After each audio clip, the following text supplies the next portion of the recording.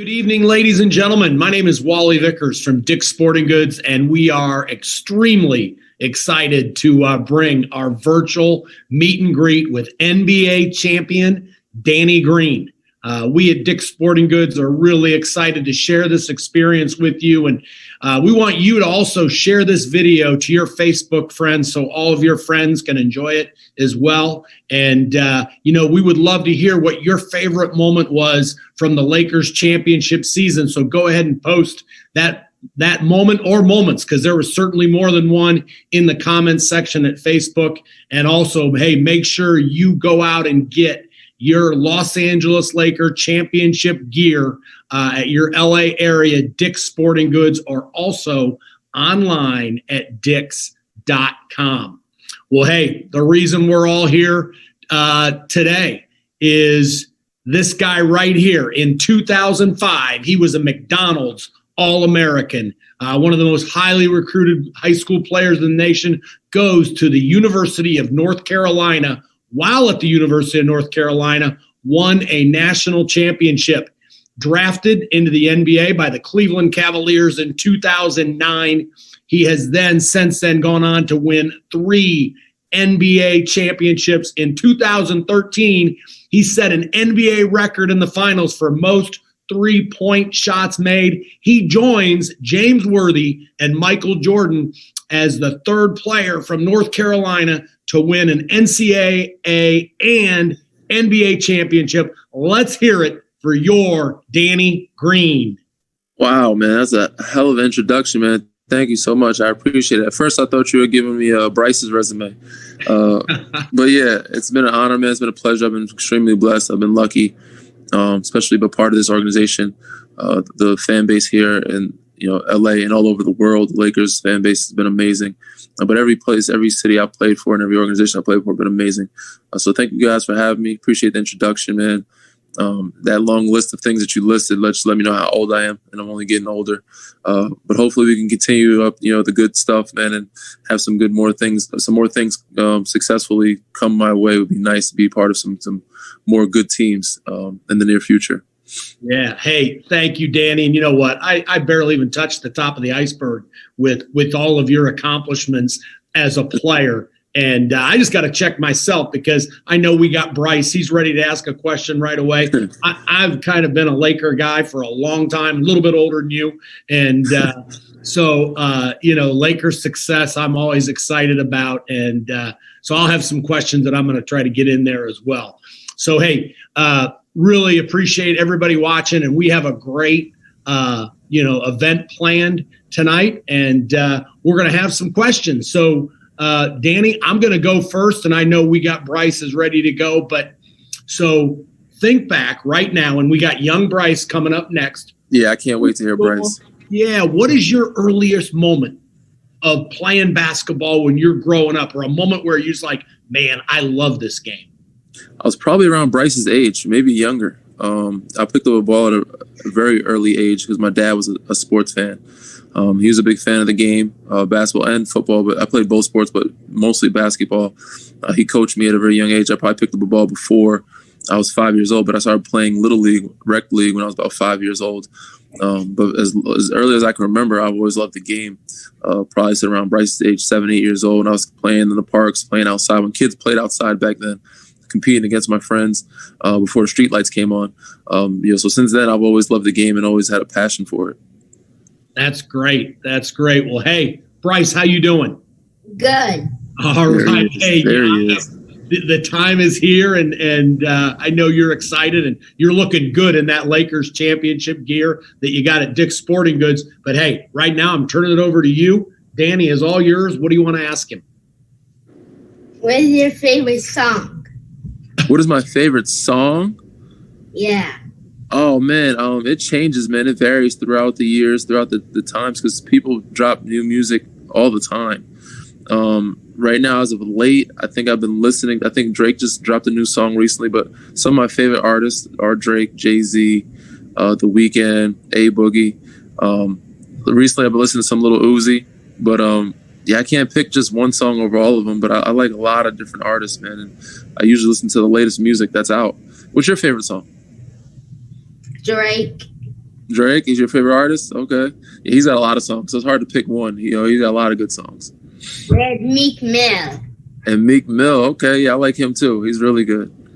He's really good. That's great. Bryce, are you a basketball player? I used to play basketball. Now I'm playing baseball and football. Okay. Baseball's where it's at, kid. Baseball's where it's at. If I could do it all over again, I'd do baseball. You can have a longer career. You could make some big bucks. You just have to have good hand-eye coordination. You know, it'd be a little easier on the body, maybe, depending on what position you play. But yeah, baseball's a good one. So is football. I played football too when I was younger. It was a lot of fun. I was a quarterback, but a little bit tougher on the body. So you chose some good sports to be a part of. All right, Bryce, you want to say anything else to Danny before you go? Yeah. You got something there? What's that? What? Did you do some art? You're reading some stuff off. Okay, let me hear what you got.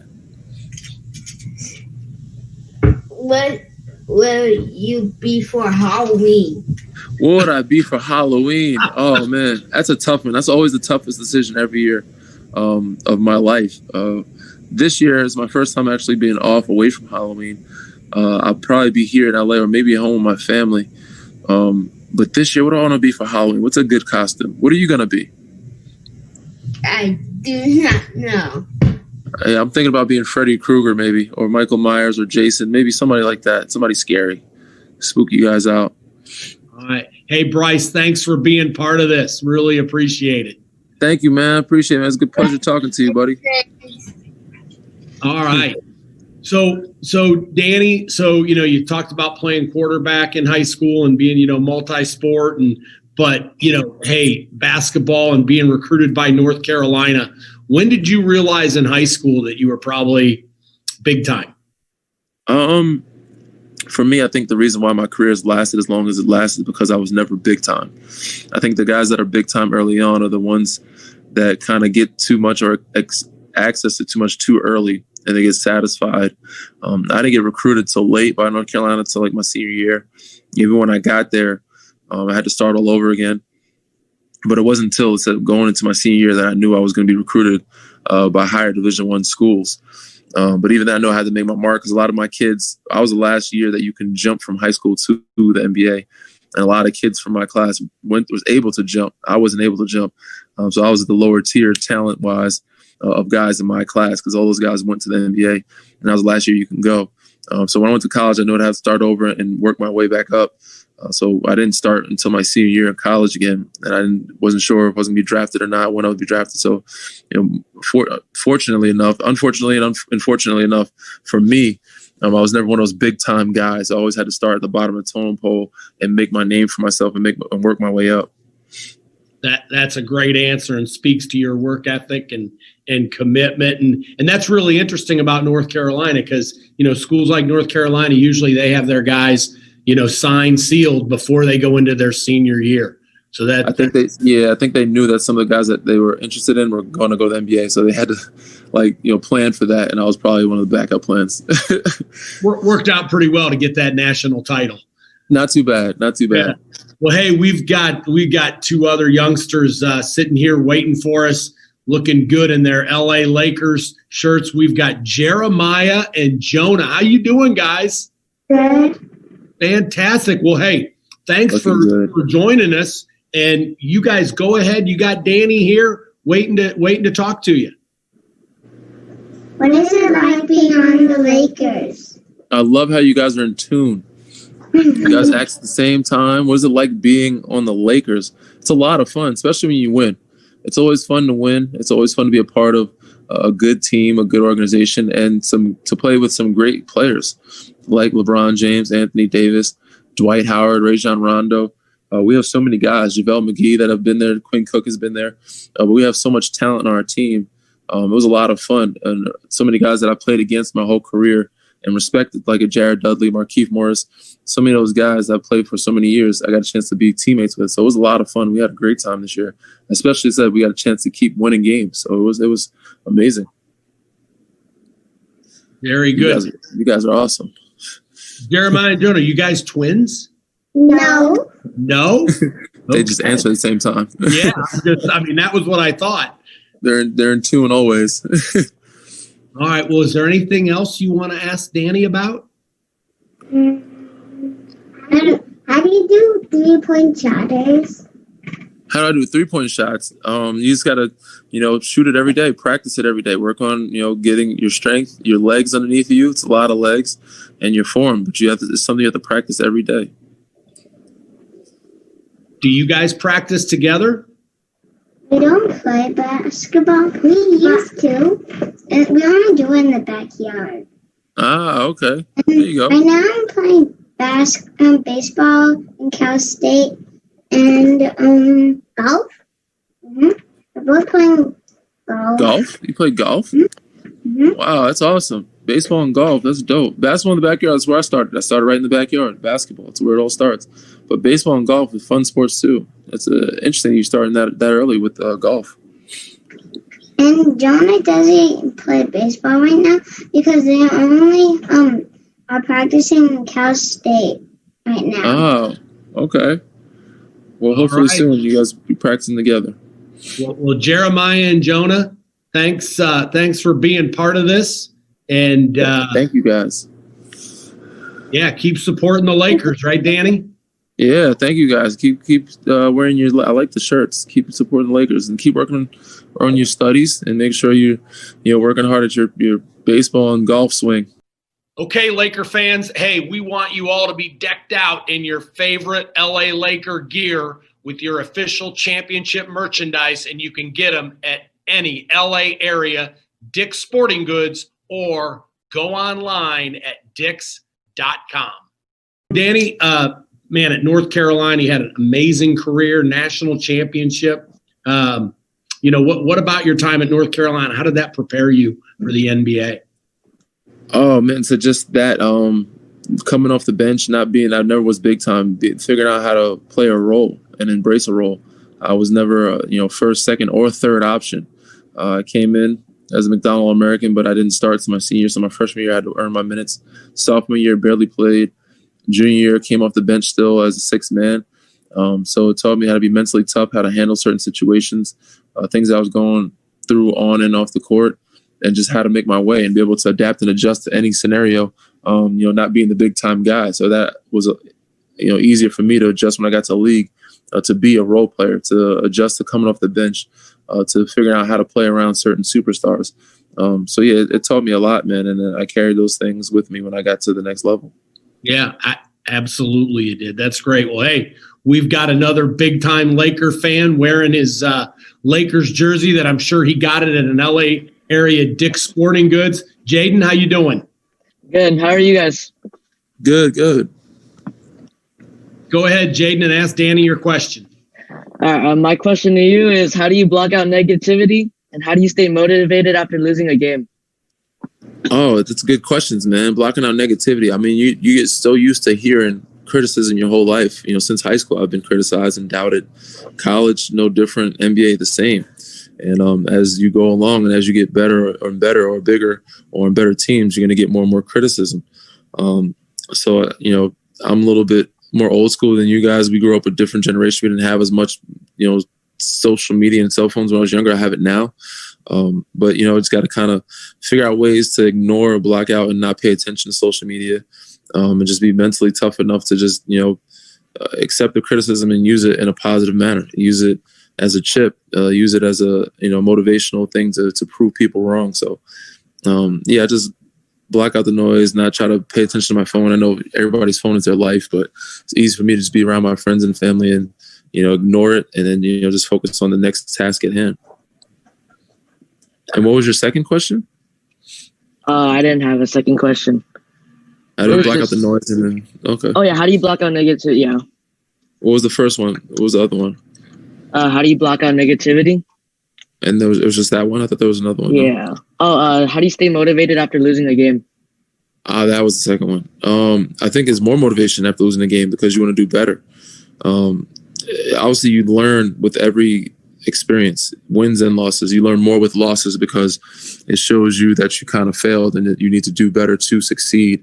So you learn a little more. You pay more attention to the details when you lose. So after a loss, you're definitely more motivated because you want to come back. You want to beat that team. You want to be better, a better individual, and a better group. So, you just come back with a chip on your shoulder and want to prove everybody wrong and want to win. You want to beat the team that you lost to or beat the next opponent. Very good. Hey, Jaden, thanks for being part of this virtual event with Danny, and keep supporting the Lakers. And thanks again, Jaden. Thanks, my man. Appreciate you. Hey, reminder, Laker fans, we want to hear about any or all of your favorite moments from the Lakers championship season, so post those in the comments section. So, gosh, 2009, you're drafted into the NBA. Two future Hall of Famers you probably even knew then on a team with Shaq and LeBron. What was that adjustment like? Man, I said starting at the bottom of the totem pole again, starting all over, but just being a sponge, trying to learn as much as I can, soak it up from those guys because I know they were greats and Hall of Famers, but it takes a year or so or some time to get over the culture shock or just the starstruckness of being around them. Oh my God, I'm being around Shaq, I'm around LeBron. These are guys that you've looked up to and watched play since you were a kid and idolize. So to be teammates with them, share locker room with guys you idolize and try to learn from them, it takes a little while to get used to mentally. But once you realize you can play on that level and you're part of the team and you're part of the locker room and that you belong and you got to act like it, you got to, adjust and adapt and kind of just be a sponge and learn as much as you can so that you can, hopefully be like them one day or extend your career to be better and to adapt and adjust to the league, the speed, the strength, and the smartness of the game of that level. If you learn the faster you learn, the better you're off you'll be and be able to, be in the, play in the league. Right. Wow. What a great answer. And obviously, Danny, you learned those lessons incredibly well. So that's a super answer. Well, hey, and now I want to give a big welcome to the Ferguson family. Obviously, some huge Laker fans here. So Ferguson's, welcome. Why don't you introduce us and also to the youngster with the Kobe jersey on? Yes. Hi. Hey, how you doing? Raising them the right way. I love it. Absolutely. We are the Fergusons. We're from Florida, but we are big Laker fans. That's awesome. This is our little Laker. His name is Eli. Eli. It's awesome. Yes. He's amazing. We also have a dog in the background. His name is Kobe. Love it. That's awesome. Barking. Don't pay him any mind. But thank you so much for having us, and congratulations to you and your team. Thank you so much. Yeah, no problem. So our question for you is there anyone in the league that you consider a mentor?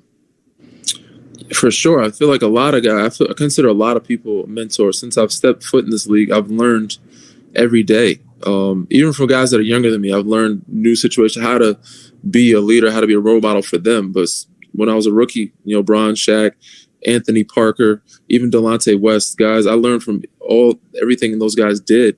Boobie Gibson, we had an amazing team in Cleveland. But in San Antonio, of course, Tony, Timmy, and Manu, the ultimate professionals that you can learn from. And Pop, of course, playing under him, you have no choice but to be a professional and learn the game and understand the system and, just be, I guess, never be comfortable, kind of be on edge and continue to work for your position, your job.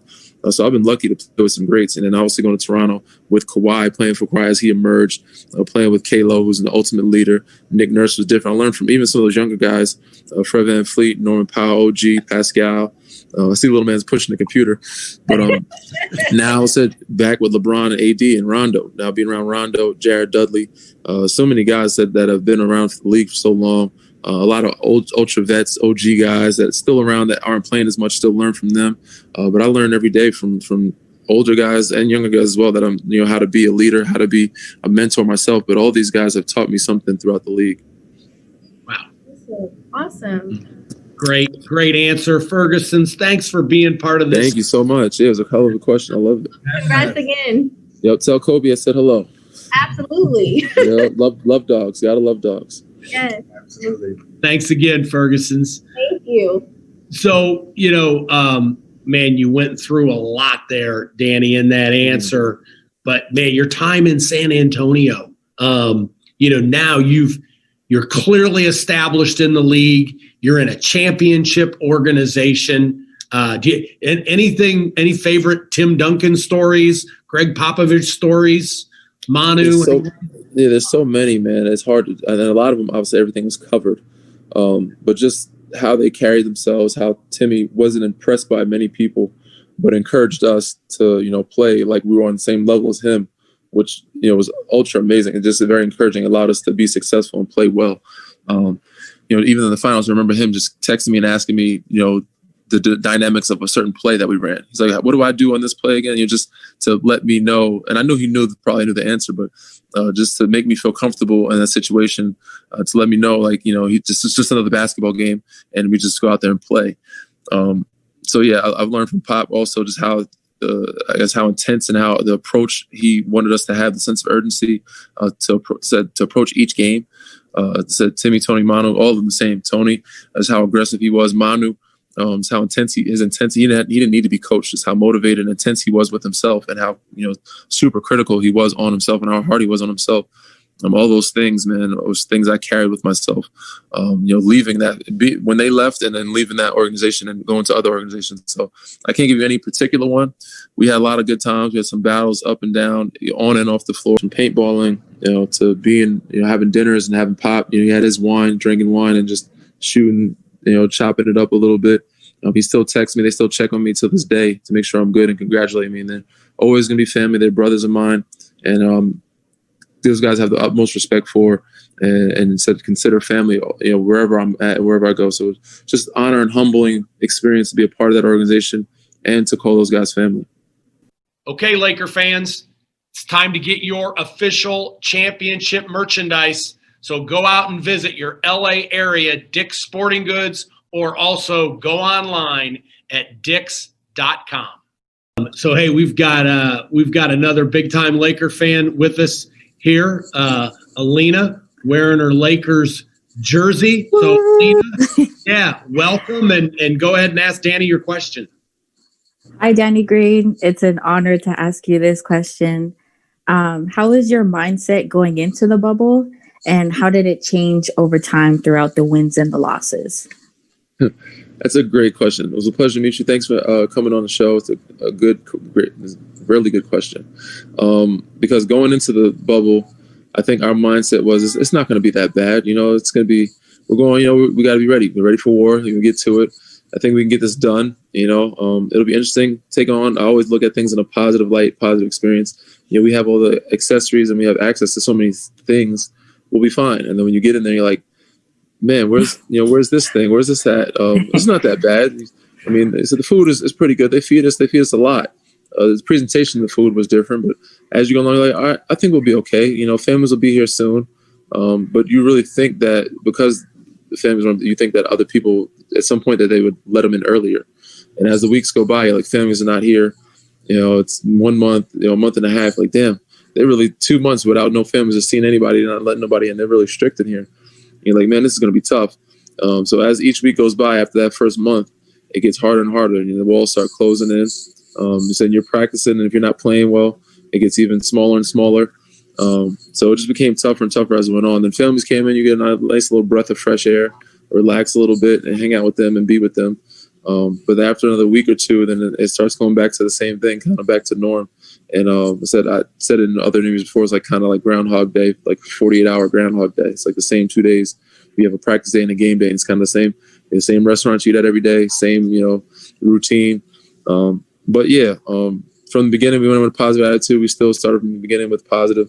It got harder, but as we started to win and started to play better, we knew we can, see the end goal, see the light at the end of the tunnel. But toward the end, the guys were really antsy about getting out of there and just really over it and done, and couldn't wait to get home. I think our biggest motivation wasn't. It was obviously Ring and Larry O'Brien, but I think the biggest motivation was getting home and just getting out of that place. So, very different perspectives from the beginning, from before until during and after. Very good. Yeah. Hey, Alina, thank you for that great question. Thank you. Yep, thanks for being part of this event. So Danny, I would say that veteran leadership had to be really critical, being in the bubble and with your leadership and LeBron and Rondo, who you mentioned. But, then I also want to ask you about, after winning the title with the Spurs and being an established guy, then going to Toronto. Here it is, really, Canadian team, in a United States league, an organization, a franchise that's never won a title. And you know what? I didn't think you'd win the title in Toronto. Talk about that a little bit and that experience and that team. It was amazing, man. Canadians are amazing. They're extremely nice, considerate people, and some of the best fans in the world. Outside of Lakers fans, every organization I've been to, I've said they're the best fans in the world. Because when I was there, I felt a lot of love and support. But because they're only one team in the whole country, 36 million, and I never experienced it, they're full on in, man, and they show a lot of love and respect and treated us like kings. So I enjoyed it. It was a hell of a run. It was a lot of fun. It was very different being in other countries. It seems like you're in the States because it's so similar to America, and it seems like it's New York-ish, but so many small little things that were different. There was different baking, different money, different Netflix, different TV shows. So yeah, those small things you like over time, it's like weird for you to adapt and adjust to. But Canadians were amazing, man. And Toronto, that city, was great, especially during that that run. So they've never seen it. I've never seen anything like that. How they celebrated in the streets, on the signs. It's kind of like Franklin Street when I was at Carolina, went to Chapel Hill, and that was kind of like the whole country, but all of the city of Toronto, which you don't see much of, and American sports and professional sports. So to see that, man, was great, man. It was just exciting to be a part of it. That's great. And Toronto is an amazing city. How about you being, relatively new to the Raptors? And Toronto's, this huge city where when you walk down the street, how often were you recognized? Quite a bit, depending on the area. So I mean, San Antonio, the same smaller market city, but said all they loved is their Spurs in Texas, man. That's all they had in San Antonio was their Spurs. They loved the Spurs. So I've been fortunate to be a part of great organizations where the fan bases just had anything but love for their teams. In Toronto, all they had was the Raptors for NBA teams. So they loved their Raptors all over the country. And LA, obviously, it's like America's team, the Los Angeles Lakers. Right. So I've been a part of some great organizations where people are all about their teams. So yeah, being in that city, being a part of that team, they treated the Raptors. So they treated us like kings, man. They did everything for us that they could, made us feel comfortable, and everybody. Obviously, they wanted to leave us alone at the same time. But we got recognized quite a bit. But in that city, it's a little colder, so you weren't outside as much. You didn't walk down the street as much. You wore, more clothing, bigger jackets. But yeah, man, it was a great experience, man. And I always have love for the city of Toronto, and I've always called it a part of home for me. That's great. That's great. Yeah, and as you said, you had the whole country behind you. You had all of Canada cheering. 36 million, man. It's crazy. Now, hey, Danny, I'm kind of – did I get a glimpse over your shoulder? Is there a Larry O'Brien trophy back? Yeah, man, I got me one. I got a little replica in the background, man. There's a way you can order. I had them. That's not from this year's. I had one made from my previous years. I've been lucky enough to experience more than one. So San Antonio, Toronto, I was able to order a replica trophy for, and I usually use them for my camps when I go to camps with the kids, and kids I take pictures with them and stuff like that. So yeah, I got a replica in the background over there. Hey, Laker fans, we want to hear about your favorite moment or moments from the outstanding championship season of your LA Lakers. So post them in the comments section. Next up, we've got another big-time Laker fan with us. We've got Lamar. Lamar, Danny's all yours. Go ahead. There he is. How's it going, Danny? Laker fan here. I see. You got a great shirt, man. It's an amazing shirt. That was a great day to be in the building for. That was my first game at Staples. I'm from Atlanta, Georgia. Okay. But my question was, I know you've experienced a couple of times, but just being in that moment when the clock is counting down and you know that you're about to win the NBA championship, like what are those thoughts that you have? What are those thoughts? Man, it's a feeling that never gets old. And I've been lucky enough to win 2 times our closeout games where we knew we were winning. In Toronto last year was down to the wire where it was like, and it's like, all right, we're up 4 now. We got comfortable. We're probably going to win. But we knew within a couple minutes, it was exciting to see everybody else get on the court, get a chance to play. In San Antonio, same, we were up comfortably to where everybody, I think, got a chance to play. I see Bron raising his arms. I see AD letting it sink in, man, and his emotions getting to him. I'm just happy for those guys, man. I'm just like, man, we did it. You know, it was all worth it. It sucked that we had to go through all this craziness, and you know, we're in a bubble. We're finally free, one, and two, we did it. You know, so it was like exciting feeling, man. It's a feeling that never gets old, and it's hard to describe in words, but it's just the ultimate satisfaction of just, you know, feeling like you accomplished everything you ever dreamed of, you know, as a kid. You know, at that point, it's like you feel like you can retire, you know, like, oh, I don't need to do anything else in life. I'm good. That's the only way I can put it. But it's a lot of fun, man, especially celebrating with guys that have done it for the first time. I've been truly blessed. And to see them accomplish dreams like Dwight Howard has been doing it for 16 years, Darrell Dudley, 12, 13 years. Rondo he's only gotten it once. He has been back in over a decade or so. So many guys that have been around this league. Keith Morris has been in the league 8, 9 years. AD, same. And have been with KCP, have been around for 7, 8 years, and haven't got a chance to even get out of the first round. So to see them experience that is always amazing, man. And for me, it was just another accomplishment where I'm just like, man, oof, I don't know how else to describe it. You know, it's just, you know, a deep breath of fresh air, of relaxation, of satisfaction, and able to just feel free. Very good. Lamar, thanks for being here and being part of this Dick's Sporting Goods virtual event. Appreciate it. Awesome. Yeah, man, appreciate it. Great question. Thank you, my man. Thank you. So Danny, you know, that time in the bubble, which you've addressed a little bit, did you guys on the Lakers within your team, like, was there anything like you guys just really honed in on, a mantra, something that you're like, hey, we're not only going to get through this, but we're going to win it? Was there anything like that? Every day we had to come together as a group and have that same mindset, that we stick together in everything we do, wins and losses. We made sure we stayed positive. And obviously at the same time, there's so much going on the outside of the bubble that we had to focus on, and being politicians and using our platform to make sure that, you know, our voices are heard to help our communities. So day in and day out, we had to focus on those things. You know, I guess the verdict with Breonna Taylor, because Rondo was far from that area, his backyard. You know, we had to come together for him and let him know we were there for him, and if he needed anything. So a lot of things were hitting us emotionally at the same time, and you know, just mentally, just being in that bubble, sitting as a group trying to get it done. So we just kind of focused in on ourselves. Obviously, we did our homework, watched other teams, but we knew if we played our best basketball, that we felt we had a good opportunity to beat anybody, no matter who came across us. So we just, you know, stuck with that. Our mantra was, you know, sticking together in everything we do, wins and losses, and, you know, we're going to go out fighting. You know, regardless of what the results are, we'll be proud of who we are and what we did at the end of the day. That's fantastic. So really, that's just a great answer. So you're there in the bubble. Obviously, you guys were being the ultimate professionals, the champions, taking care of business.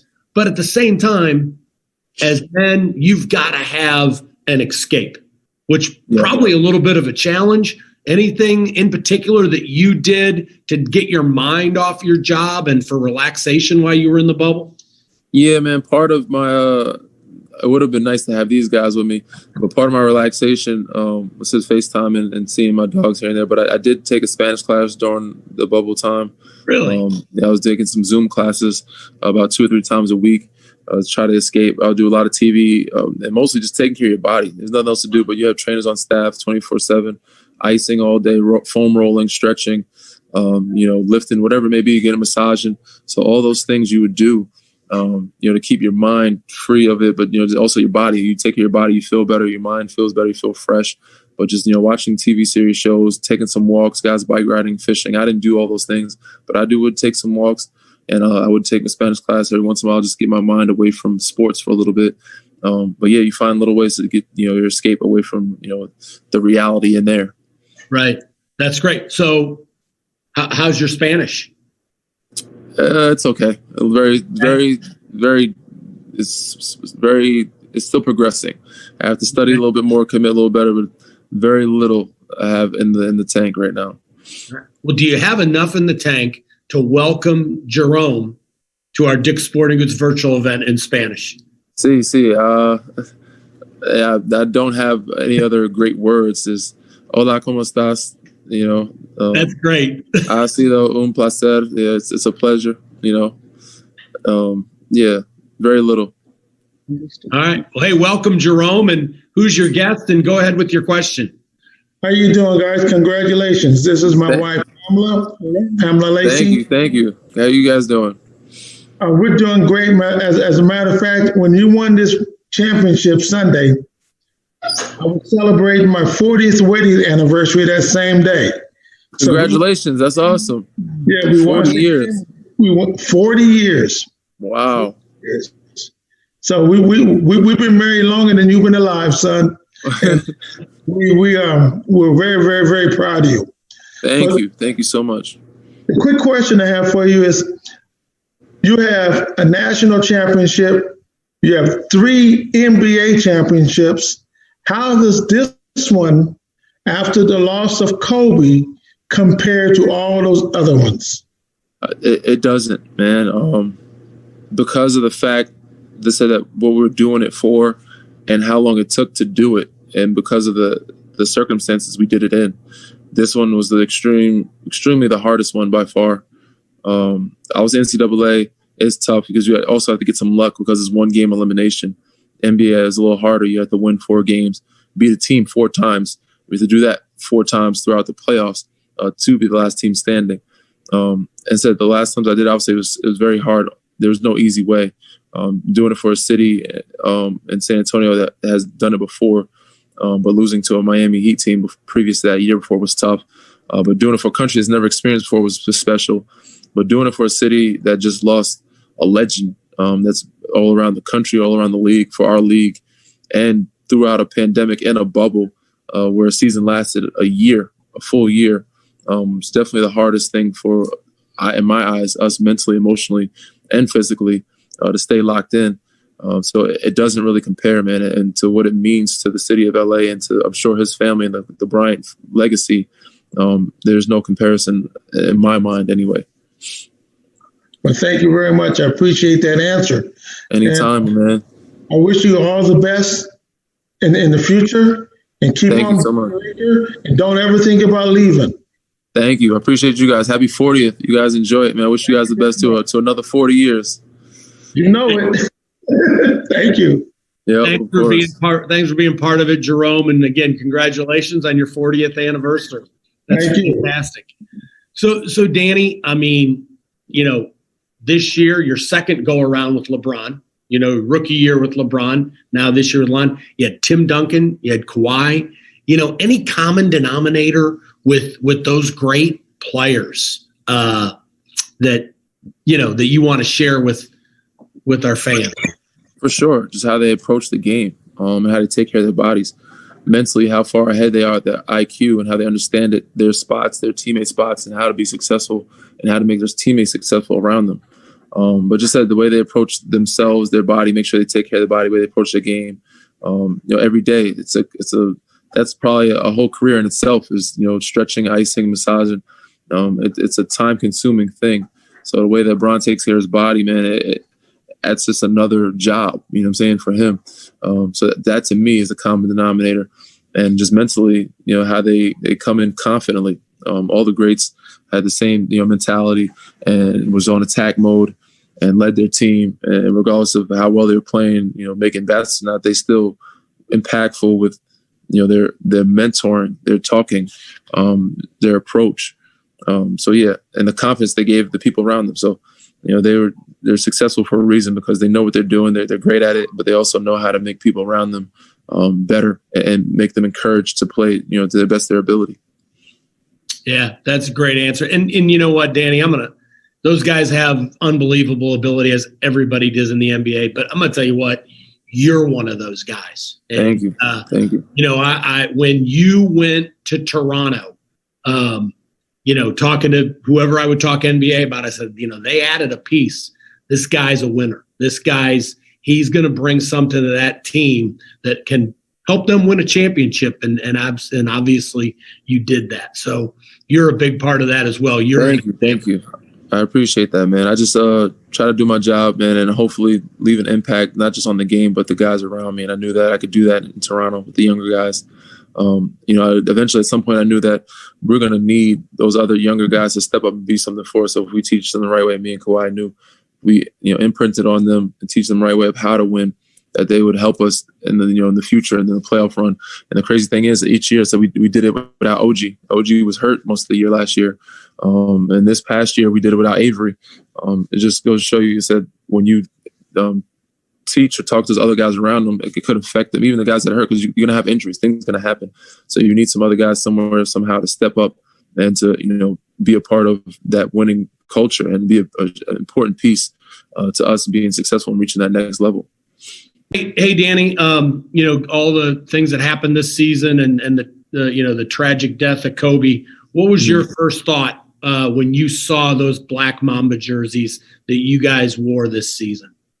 Oh, man, we were really excited about it because we had been asking for him all season, even before Kobe happened. But the fact that he did happen, and obviously we wanted to play with him right away if we can get him. They said it was going to be on back order. We weren't going to get him till the playoffs. And then the pandemic happened. I think it pushed everything back.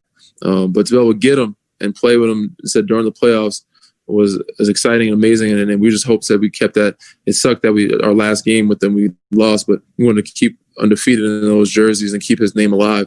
But we were really excited, man. We loved the jerseys. We loved how they were, built, made, and just honored him. And to us, they were our favorite jerseys, and they still are my favorite jerseys that I've ever worn. So I think everybody's going to keep theirs, probably frame them, and it's hard to everybody keeps trying to order them, but you're not going to get them, and I don't think anybody's going to ever give them away. So I'm definitely keeping mine, and I'm hoping next year we can make that a part of the normal rotation of us playing throughout the year with those. Yeah, that's a great answer, and what a great tribute to one of the all-time greats. Yeah. So I'm loving the flag. I'm loving the flags. These are huge fans. Yeah, so we've got Dominic, and I'm looking his dad with the banner. So welcome, Dominic. And Danny's all yours. Go ahead and ask your question. Hi. I just wanted to say before I ask my question, the day that you guys won was the day of my 14th birthday on Sunday. Happy birthday, man. You're a grown-up now. Now you get a job and pay bills and help dad out. But that's awesome, man. Happy birthday, dude. I hope it was a special birthday for you, man. I hope we made it special. One of the greatest gifts I'll ever get. Awesome. And he's a shooter like you, so. Okay. Yeah, I hopefully get a chance to meet you one day, man. We'll get shooted out. Mm-hmm. Go ahead. My question is, did you ever dream of winning a NCAA championship and 3 NBA championships as a kid? Oh man, I think as a kid, when I was your age, I only watched the NBA. I didn't watch college as much until I got older. So it was always a dream of just winning any championship on any level. I would see NCAA as a high school. You're like, oh man, I always want to win an NCAA. But as a kid, I always wanted to win NBA, just win one. I've been lucky, man, to win both and win more than one NBA championship. So I've been dreaming about it since I was your age, and I've been lucky to have it, come true.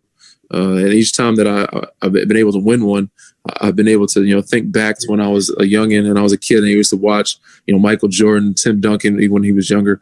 But all the greats that played when I was a kid growing up raised that trophy and get their rings. So yeah, even Kobe and Shaq and winning championships, three-peats. I was able to watch those when I was a youngster and just thinking, hopefully one day I get a chance to even make it to the NBA. I'd be happy. I don't care what city it is. I just want to be able to play in the NBA, play against some of the greats, let alone be in the playoffs and win an NBA championship or be a household name.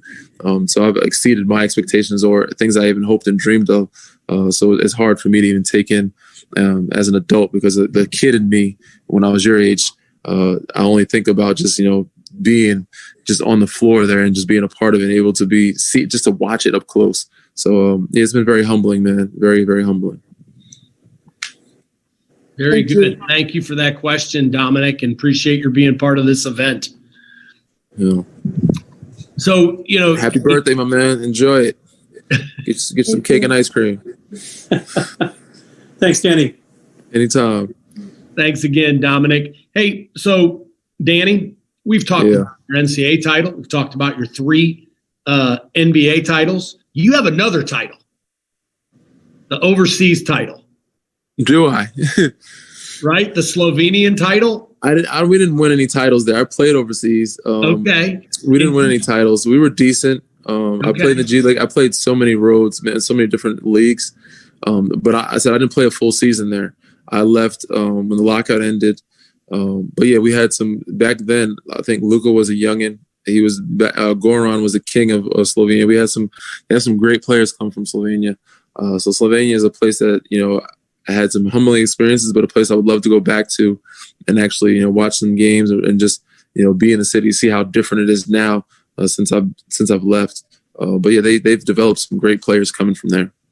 That had to play a role in your development that time over there. Oh, for sure. Just the confidence and just, I said, understanding what it takes to stay in the league. This is before I got to San Antonio. I was still trying to become a professional, learning how to be a professional. But understanding the game, because a lot of people from San Antonio and the Spurs organization were from EuroLeague or playing from overseas, and they played that type of basketball. So that type of basketball of playing together, understanding the game and what it takes, the little details, will help me when I came back to the States. Very good. Very good. Well, hey, we've got with us another big-time Laker fan. There he is. Yeah, we're going to say, Brandon, you win the Best Dressed Award. So welcome to the Dick's Sporting Good virtual event with Danny Green, and go ahead. Yeah, the jacket's nice, man. You got the trophies on the back, you said? Yeah. So I need to get a new one. That 17. Okay. Gotta get a new one. Question for you, man. What is your personal experience with Kobe Bryant, and how did that tragedy impact this specific Laker team? Man, so my personal experiences with him, very brief ones, but it was more from, I guess, an opposing standpoint. It was always a rivalry type of standpoint. San Antonio Lakers go way back before I was even in San Antonio. But he was somebody I looked up to. I idolized Kobe. And I think he knew that. He knew a lot of people were intimidated by him, and I idolized him. So when we played against him, me and Kawhi, he kind of used that against us. We had some good battles, man. It was fun. As toward the end of his career, he was definitely more lighthearted, more accepting, more enjoying himself and having fun with the game. But yes, we had some good battles with that Lakers team. They had Steve Nash and Dwight the first time around he got here. So yeah, that relationship and everything, even went off the court, everything that he said and did, I remember every little instant, because just somebody you idolize. You remember every interaction from the elevator when he was with Shaq, talking a little trash. But yeah, just what he meant to the game. I think that's why it hurts, and just to the world. We've seen this man grow up as a teenager behind the cameras and become an adult, from, being a youngster to fatherhood, to being a champion, to, coaching his daughters. And that's why it hit home so hard for everybody, whether it was a rivalry or not. It's obviously a lot of us idolized him. So, yeah, man, it was tough, and be able to be a part of his organization during that time, and be able to make something happen, something special happen. I think everything happens for a reason, and I'm just blessed and thankful to be a part of this and be able to be on this end of it and to represent him and hopefully, keep his legacy on and make something special happen for him and his family. It meant all the world to us and the city of Los Angeles. Awesome, man. Thank you. That's awesome. For sure. Love the jacket, man. I got to get me one. Yeah, you do. Got it all on there, though. There you go. Yep. 16. We got to get number 17 on there. Got to. Yeah. Outstanding. Well, hey, thanks again, Brandon, for being part of this Dick's Sporting Goods virtual meet and greet. And want to remind everybody, share your favorite moment from the Lakers season or championship game in the comments section on Facebook. And hey, Danny, this has been fantastic, and you have shared really so much about yourself and your amazing story and all of your success. Thank you. If you could just give our people some closing comments. Of course, man. Thank you guys so much for having me, man. It's been amazing. I hope we made you guys proud, Laker Nation, Laker fans. Dick's has been amazing to us. The support and love that you guys have given me and given us as a group has been unmatched. It's been, like I said, an unbelievable experience. Hopefully we can enjoy it and celebrate the right way at some point, maybe have some type of parade. If not, hopefully we can do it again next year. But looking forward to enjoying this season this summer and celebrating with you guys. Thank you guys so much. We appreciate you guys from the bottom of our hearts, and said hopefully we can do it again next year. Great. Wow. Man, just really great advice from Danny and some great sharing with us your experience. We really appreciate it. It's been a lot of fun. Hey, Lakers fans, make sure you go out and get your official championship merchandise at the LA area Dick's Sporting Goods or online at dicks.com. Thanks, Danny. Thanks, everybody, for tuning in, and everybody have a great evening. Thank you, guys.